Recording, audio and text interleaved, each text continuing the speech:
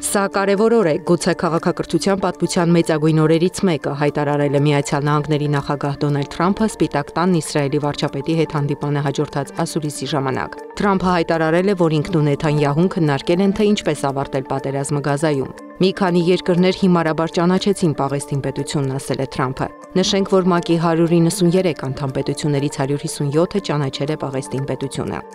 Թրամփ-Նեթանյահու հանդիպման ֆոնին Սպիտակ տունը հրապարակել է Գազայում խաղաղության հաստատման 20 կետից բաղկացած ծրագիր, որն առաջարկում է ավարտել Իսրայելի եւ Համասի զինյալների միջև հակամարտությունը եւ վերադարձնել բոլոր պատաններին ողջ եւ մահացած Իսրայելի կողմից համաձայնագրի հրապարակային ընդունումից հետո 72 ժամվա ընթացքում։ Ըստ դրա, կողմերի համաձայնության դեպքում պատերազմն անմիջապես կավարտվի։ Սպիտակ տունը նշել է, որ Իսրայելը չի բռնակցի Գազան եւ բնակչությունը ստիպված չի լինի լքել անկլավը։ Նախատեսվում է ապառազմականացնել Գազայի հատվածը անկախ դիտորդների հսկողության ներքո։ Իսրայելական ուժերը կհեռանան համաձայնեցված ուղիներով գերիների ազատարձակմանը նախապատրաստվելու համար։ Կողմերից որևէ մեկի համաձայնության մասին դեռ տեղեկություններ չկան։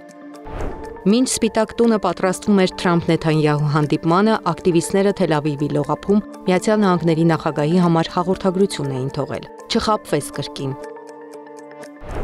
Գազան դատարկելու քաղաքականության հետևում թաքնված է Մեծ Իսրայել ծրագրի իրագործումը, ասել է Թուրքիայի նախագահ Ռեջեփ Թայիփ Էրդողանը։ Իսրայելը տարածաշրջանային էքսպանսիայի հիմնական խոչընդոտներից է, հայտարարել է նա։ Ես պետք է բացահայտ եւ առանց ամաչելու հայտարարեմ, Թուրքիան ներկայում Իսրայելի կողմից արևմտյան ափը բռնակցելու եւ Գազան դատարկելու նախագծերի հիմնական խոչընդոտներից է։ Էրդողանը կարծում է, որ հրեական պետության նկատմամբ իր կոշտ դիրքորոշման պատճառով ինքը եւ Թուրքիան թիրախ են դարձել։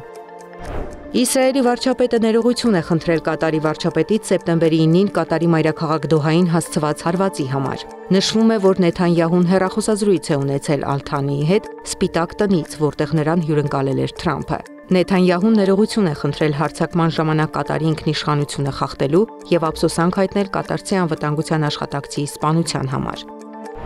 Նեթանյահուի արարքը լավ չեն ընդունել Իսրայելում։ Իսրայելցի քաղաքական գործիչները դա անվանել են ամոթալի։ Ահաբեկչությանը սատարող եւ այն ֆինանսավորող պետությունից ներողություն խնդրելն ուղղակի խայտառակություն է, ասել է ֆինանսների նախարար Բեցալել Սմոտրիչը։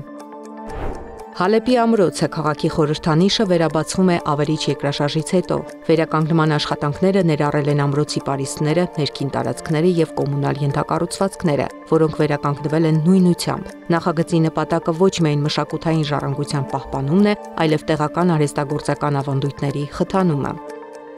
Հյուսիսափայլը գունավորել է Ռուսաստանի երկինքը, համացանցում են հայտնվել Սվերդլովսկի, Լենինգրադի եւ Նիժնի Նովգորոդի մարզերի, ինչպես նաեւ Կարելիայի բնակիչների արած գեղեցիկ կադրերը։